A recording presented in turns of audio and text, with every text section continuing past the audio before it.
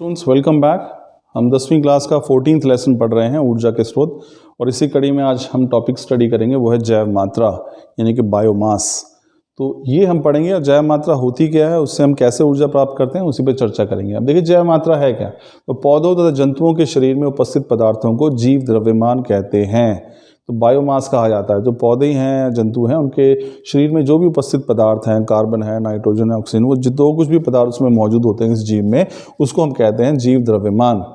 अब जब किसी जीव की मृत्यु होती है तो जीव द्रव्यमान का उपयोग जो है वो ईंधन के तौर पर किया जा सकता है। जैसे कि लकड़ी है, पौधा है, उसमें जीव द्रव्यमान है, उसमें कार्बन है, हाइड्रोजन है, कुछ और पदार्थ भी होंगे। तो लकड़ी जब वो पौधा मृत हो जाता है, मर जाता है, तो अब उसी के मरने के बाद वो सूख कर वो लकड़ी बन गई है और उसका उपयोग जो है ईंधन के तौर पर किया जाता है। इसे हम जीव द्रव्यमान ईंधन जो है वो कहते हैं।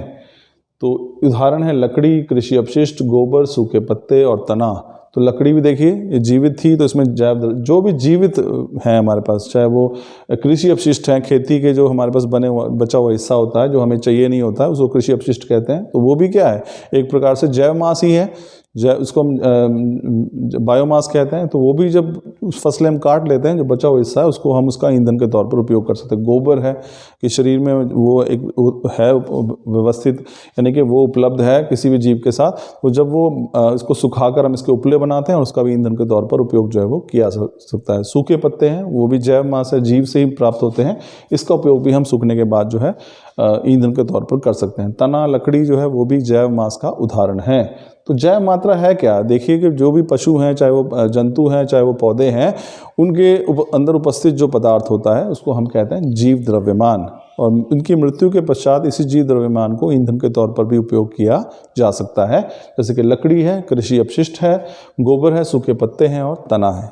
अब विशेषता की बात करते हैं। देखिए जो जैव द्रव्यमान जिसको हम कह रहे हैं, ईंधन कह रहे हैं, इनकी विशेषता क्या है, ये ज्वाला के साथ जलते हैं, यानी जब भी जलेंगे तो लौ उत्पन्न होती है। और क्या है विशेषता, इन्हें जलाने पर अत्यधिक धुआं निकलता है। ये इसे मैं विशेषता तो नहीं कहूँगा, ये थोड़ी सी कमी हो सकती है कि जब ये जलते हैं तो बहुत ज़्यादा मात्रा में धुआं उत्पन्न होता है। लकड़ी देखिए अब जलाएंगे तो धुआं बहुत बनेगा, जब सूखे पत्ते जलेंगे तब भी धुआं बहुत उत्पन्न होता है। दूसरा, ये ईंधन अधिक ऊष्मा उत्पन्न नहीं करते। अब इसके साथ ये भी दिक्कत है कि ये ईंधन बहुत अधिक ऊष्मा उत्पन्न नहीं करते। जो गोबर से बने उपले हैं, चाहे वो लकड़ी है, सूखे पत्ते हैं, इनमें धुआं ज़्यादा निकलेगा लेकिन ऊष्मा जो है वो कम उत्पन्न होती है। ये स्वास्थ्य के लिए हानिकारक भी है, जाहिर सी बात है। जो धुआं उत्पन्न करेगा वो प्रदूषण भी ज़्यादा करेगा, जो ज़्यादा प्रदूषण करेगा वो हमारे स्वास्थ्य के लिए हानिकारक भी होगा। जैव मात्रा को जो है ये ऊर्जा का नवीकरणीय स्रोत है। नवीकरणीय मतलब कि आप इसका उपयोग कर रहे हैं, वो दोबारा उपयोग में जैव मात्रा जो है वो उत्पन्न हो जाती है, वो नए ईंधन के तौर पर आपके पास दोबारा उपलब्ध हो जाता है। तो स्टूडेंट्स ये था हमारा आज का टॉपिक, जैव मात्रा, और हम इसका ईंधन के तौर पर कैसे उपयोग करते हैं। तो जीवों के अंदर कोई भी पदार्थ जो मौजूद है जब वो जीवित होते हैं वो जैव मात्रा कहलाता है, और उनकी मृत्यु के पश्चात उसी जैव मात्रा का उपयोग जो है वो ईंधन के तौर पर कर सकते हैं। इसे हम जीव द्रव्यमान ईंधन कहते हैं। उदाहरण है लकड़ी, कृषि अपशिष्ट, गोबर, सूखे पत्ते और तना। तो इनकी विशेषता क्या है, ज्वाला के साथ जलते हैं, जलने पर धुआं बहुत निकलता है, इनसे ज़्यादा ऊष्मा उत्पन्न भी नहीं होती, स्वास्थ्य के लिए हानिकारक भी हैं, और ये ऊर्जा के नवीकरणीय स्रोत होते हैं। तो स्टूडेंट्स ये था हमारा आज का टॉपिक। Thank you.